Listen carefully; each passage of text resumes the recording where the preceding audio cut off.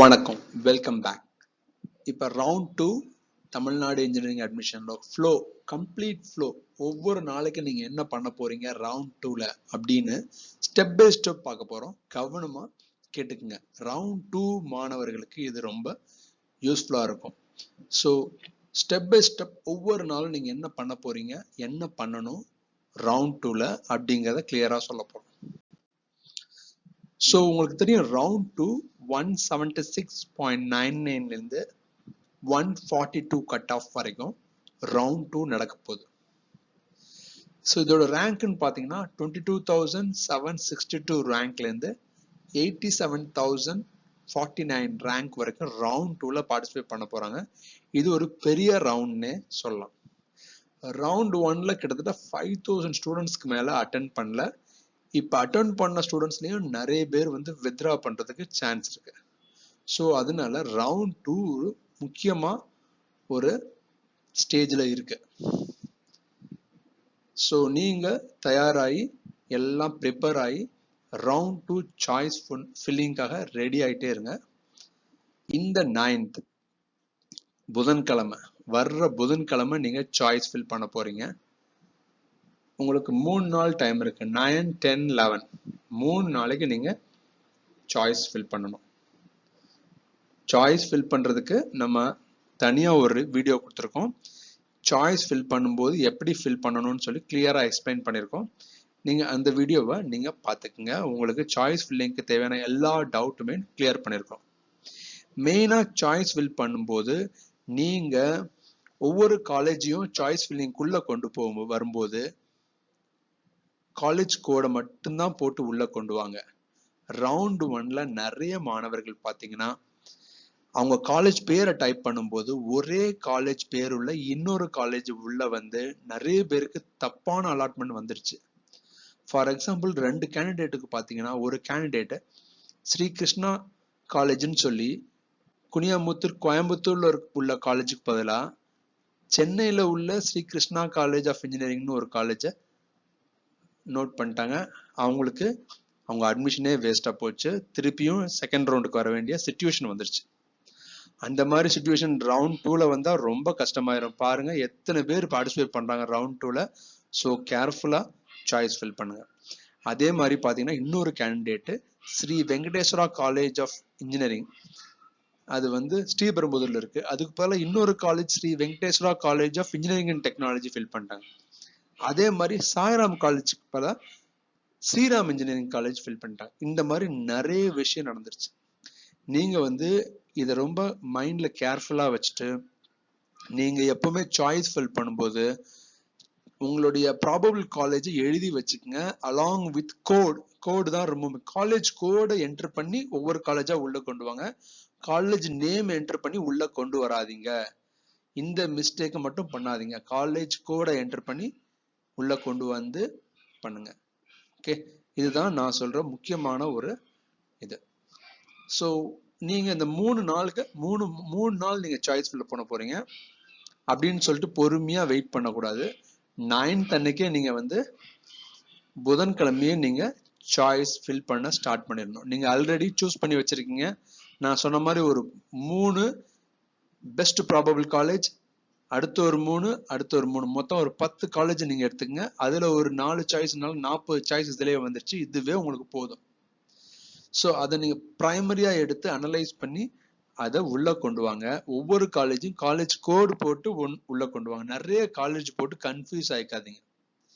அதுதான் நாங்க பிரச்சனையே. நிறைய சாய்ஸ் போடணும், நிறைய காலேஜ் போடணும், நீங்க கன்ஃபியூஸ் ஆகிக்கிறீங்க. எந்த காலேஜ்ல நீங்க படிக்க போறீங்க ஏம் பண்ணி அதில் உள்ள பிரான்ச்சஸ் கிளியரா கொண்டு வாங்க. ஸோ நீங்க கிளியரா கொண்டு வந்துருங்க. உங்களுக்கு தெரியும் ரேங்க், உங்க ரேஞ்ச் எல்லாமே தெரியும். அதுக்கேற்ற மாதிரி கரெக்டா பார்த்து உள்ள கொண்டு வாங்க. ஸோ இது ரொம்ப முக்கியமானது. ஸோ 9th போட்டுட்டு உங்களுக்கு முடிஞ்சதுன்னா திருப்பி ரிவ்யூ பண்ணுங்க. உங்க ரிலேபிள், உங்க பேரண்ட்ஸ், உங்க பிரதர்ஸ் எல்லாருமே ஒரு தடவை பார்க்க சொல்லுங்க, ரீட் பண்ண சொல்லுங்க. அப்போ அதில் ஒரு மிஸ்டேக்ஸ் கண்டுபிடிக்கலாம். ஸோ ரிவ்யூ பண்ணி 10th 11th அன்னைக்கு நீங்க லாக் பண்ணா போதும். ஓகே, இது ரொம்ப கேர்ஃபுல்லா நீங்க பாருங்க. அதே மாதிரி உங்களுடைய லாகின் வந்து யார்ட்டையும் கொடுக்காம ரொம்ப கிளியரா வச்சு நீங்க பண்ணுங்க. வேற யாராவது உங்க லாகின் வச்சிருந்தாங்கன்னா உங்க இதை ஃபில் பண்ணி அவங்க லாக் பண்ணாம விட்டாலே ஆட்டோமேட்டிக்கா லாக் ஆயிரும். அதனாலதான் நீங்க வந்து லாக் பண்றது நல்லது. ஏன்னா அந்த ஓடிபி வந்து உங்க போனுக்கு தான் வரும். ஸோ நீங்க லாக் பண்ணீங்கன்னா இந்த மாதிரியான ப்ராப்ளம் வராது. ஸோ லாஸ்ட் டே ஆஃப்டர்நூன்ல நீங்க லாக் பண்ணிருங்க. 11th அன்னைக்கு, அதாவது வெள்ளிக்கிழமை நீங்க ஆஃப்டர்நூன் டைம்ல நீங்க லாக் பண்றது ஒரு நல்ல விஷயம். ஓகே, ஸோ இது நீங்க பண்ணிடுறீங்க. அடுத்ததா டென்டேட்டிவ் அலாட்மெண்ட் வந்துடுது. டென்டேட்டிவ் அலாட்மெண்ட் என்னைக்கு வருது உங்களுக்கு? 12ஆம் தேதி டென்டேட்டிவ் அலாட்மெண்ட், சனிக்கிழமை உங்களுக்கு டென்டேட்டிவ் அலாட்மெண்ட் வந்துடுது. ஓகே, டென்டேட்டிவ் அலாட்மெண்ட்ல ஒரு காலேஜ் கொடுத்துருப்பாங்க. உங்களுடைய சாய்ஸ் ஆர்டர்ல உங்களுக்கு கிடைக்கிற காலேஜ் 4வது ஆர்டரா இருந்துச்சுன்னா நீங்க கண்டிப்பா என்ன பண்ணீங்க? அக்செப்ட் அண்ட் மூவ் அப்வர்ட் கொடுப்பீங்க. அப்படி இல்ல உங்களோட ஃபர்ஸ்ட் சாய்ஸே கிடைச்சிச்சுன்னா நீங்க என்ன பண்ணுவீங்க? அக்செப்ட் அண்ட் ஜாயின் கொடுத்துருவீங்க. சப்போஸ் நீங்க 146 கட் ஆஃப், 146 145 அந்த லாஸ்ட் ரேஞ்சில் இருந்தீங்கன்னா நீங்க உங்களால சரியா சாய்ஸ் உங்களுக்கு வரலன்னா நீங்க மூவ் டு நெக்ஸ்ட் ரவுண்ட் போனாலும் உங்களுக்கு தப்பு கிடையாது. ஆனா 175 கட் ஆஃப்ல இருக்கவங்க மூவ் டு நெக்ஸ்ட் ரவுண்ட் போனா அவங்களுக்கு பெரிய லாஸ் வரும். ஸோ அதனால லாஸ்ட் 2-3 மார்க் இருக்கிறவங்க மூவ் டு நெக்ஸ்ட் ரவுண்ட் போனா உங்களுக்கு பாதிப்பு கிடையாது, ஒண்ணுமே பிரச்சனை கிடையாது. ஸோ நீங்க உங்களோட சாய்ஸ் லிஸ்ட் ரொம்ப கரெக்டா இருக்கணும். எப்படின்னா உங்களுக்கு அலாட்மெண்ட் வந்தவுடனே அக்செப்ட் அண்ட் மூவ் அப்வர்ட். ஏன்னா நீங்க உங்களுக்கு 4வது சாய்ஸ் வந்ததுன்னா 3வது 2வது 1வது சாய்ஸ் உங்களுக்கு அதோட முக்கியம். அதனால கண்டிப்பா அக்செப்ட் அண்ட் மூவ் ஃபார்வர்ட் நீங்க போடுவீங்க. அப்படி போடுறது ரொம்ப முக்கியம். உங்களால சர்டிபிகேட் சப்மிட் பண்ண முடியாது, ஆல்ரெடி ஒரு காலேஜ்ல சேர்ந்திருக்கீங்க, உங்களுக்கு கிடைத்திருக்க சாய்ஸ் வந்து பிடிக்கல அப்படின்னு சொன்னா அந்த டைம்ல தான் ரிஜெக்ட் அண்ட் மூவ் அப்வர்ட் அப்படின்னு போடணும். அப்படின்னா இந்த சாய்ஸ் எனக்கு வேணாம், இதுக்கு மேல ஏதாவது சாய்ஸ் இருந்தா வாங்கிக்கிறேன் அப்படி சொல்றதுனால என்ன லாபம் அப்படின்னா நீங்க சர்டிபிகேட் சப்மிட் பண்ண தேவையில்ல, டிஎஃப்சில போய் பணம் கட்ட தேவையில்ல. ஸோ இந்த மாதிரி அந்த சாய்ஸஸை பார்த்து நீங்க அலாட் பண்றதுக்கு உங்களுக்கு டைம் கொடுப்பாங்க. அதுக்கு எத்தனை நாள் கொடுப்பாங்க? 2 நாள் டைம் கொடுப்பாங்க. ஸோ சனிக்கிழமை ஞாயிற்றுக்கிழமை 12ஆம் தேதி 13ஆம் தேதி 2 நாளைக்கு நீங்க பொறுமையா அந்த சாய்ஸ் அக்செப்ட் பண்ண போறீங்களா, அப்வர்ட் மூவ்மெண்ட் போக போறீங்களா, ரிஜெக்ட் அண்ட் அப்வர்ட் போக போறீங்களா, குவிட் த கவுன்சிலிங் பண்ண போறீங்களா, இல்ல மூவிங் டு நெக்ஸ்ட் ரவுண்டா, இந்த மாதிரி நிறைய ஆப்ஷன் இருக்கு. பொதுவா எல்லாருமே போடுறது accept and move upward. Okay, இது கிளியரா நீங்க சாய்ஸ் ஃபில்லிங் கரெக்டா பண்ணிருந்தீங்கன்னா அக்செப்ட் அண்ட் மூவ் அப்வர்ட் தான் கொடுப்பீங்க. அப்வர்ட் மூவ்மெண்ட்ல ஒரு பெரிய மாற்றம் கிடைக்குது ஒவ்வொரு மாணவருக்கும். அதனால உங்களுக்கு கரெக்டா சாய்ஸ் ஃபில் பண்ணி அக்செப்ட் பண்ணி மூவ் அப்வர்ட் பண்ணி பெஸ்ட் சாய்ஸா நீங்க எடுத்துக்கோங்க. ஓகே, ஸோ இதுதான் உங்களுடைய பண்ண வேண்டிய டென்டேட்டிவ் அலாட்மெண்ட் கன்ஃபர்மேஷனுக்கு தேவையான வேலை. 2 நாள் இருக்கு. 2 நாள்ல எந்த சாய்ஸ் நீங்க அக்செப்ட் பண்றீங்களா, அக்செப்ட் அண்ட் அப்வர்டா, குவிட் அண்ட் அப்வர்டா, எந்த சாய்ஸ்ன்னு ஃபில் பண்ணி நீங்க டிசைட் பண்ணி டிஎன்இஏல டிசைட் பண்ணி கிளிக் பண்ண உடனே உங்களுக்கு அடுத்த நாள் பாத்தீங்கன்னா சனிக்கிழமை ஞாயிற்றுக்கிழமை 2 நாள் டைம் எடுத்து நீங்க டிசிஷன் எடுக்க போறீங்க. நீங்க வந்த காலேஜ்ல சேர போறீங்களா, இல்ல அப்வர்ட் மூவ்மெண்ட் கொடுக்க போறீங்களா, என்னன்னு கொடுக்க போறீங்க. ஆப்ஷன் கொடுத்த உடனே 14ஆம் தேதி அடுத்த நாள் திங்கட்கிழமை 14th திங்கட்கிழமை உங்களுக்கு வந்துடும். யாரு அக்செப்ட்னு கொடுத்தவங்களுக்கு அட்மிஷன் ஆர்டர் வந்துடும். அட்மிஷன் ஆர்டர்னு சொல்றது ப்ரொவிஷனல் அலாட்மெண்ட் சொல்றது ஒரு அட்மிஷன் ஆர்டர் தான். நீங்க நேரா போய் அந்த காலேஜ்ல போய் சேர்ந்துட வேண்டியதான். ப்ரொவிஷனல் அலாட்மெண்ட் ஆர்டர்னு சொன்னா அந்த அலாட்மெண்ட் ஆர்டரை கொண்டு போய் காலேஜ்ல போய் சர்டிபிகேட்ஸ் சப்மிட் பண்ணி அவங்க சொல்ற இயர்லி ஃபீஸ் பே பண்ணி ஜாயின் பண்ற வேண்டியதான். அதே அக்செப்ட் அண்ட் மூவ் அப்வர்ட் இல்ல ரிஜெக்ட் அண்ட் மூவ் அப்வர்ட் கொடுத்தவங்க அதுல அக்செப்ட் அண்ட் மூவ் அப்வர்ட் மட்டும் தான் டிஎஃப்சி போவாங்க. ரிஜெக்ட் அண்ட் மூவ் அப்வர்ட் எங்கேயுமே போக தேவையில்ல. அடுத்து என்ன கிடைக்குதுன்னு வெயிட் பண்ணி பார்க்கலாம். அதே அக்செப்ட் அண்ட் அப்வர்ட் கொடுத்தவங்க டிஎஃப்சில போய் அவங்க சர்டிபிகேட்டை உங்க வீட்டு பக்கத்துல என்ன டிஎஃப்சி இருக்குன்னு நீங்க தான் செலக்ட் பண்ணுவீங்க.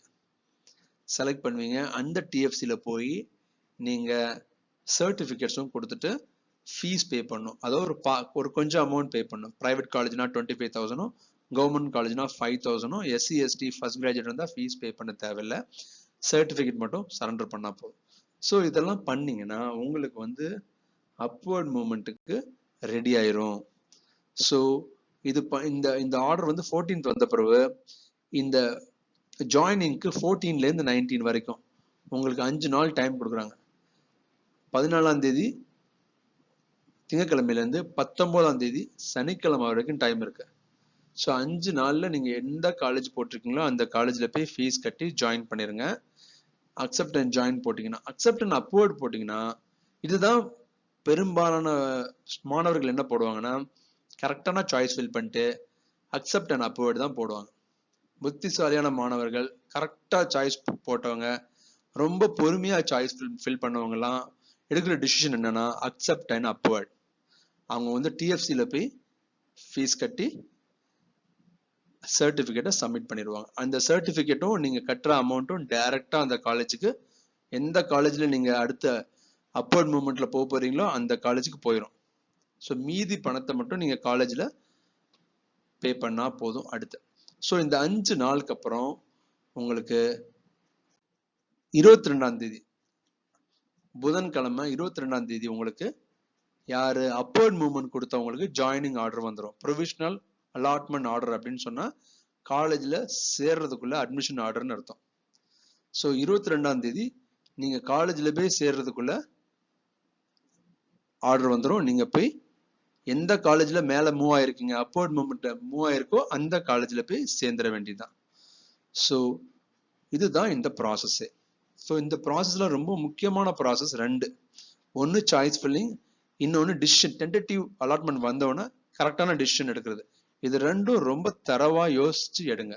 ஓகே, உங்களுக்கு நல்லா யோசிச்சு நல்லா பண்ணுங்க. அவசரப்பட்டு அக்செப்ட் அப்படின்னு போடாதீங்க.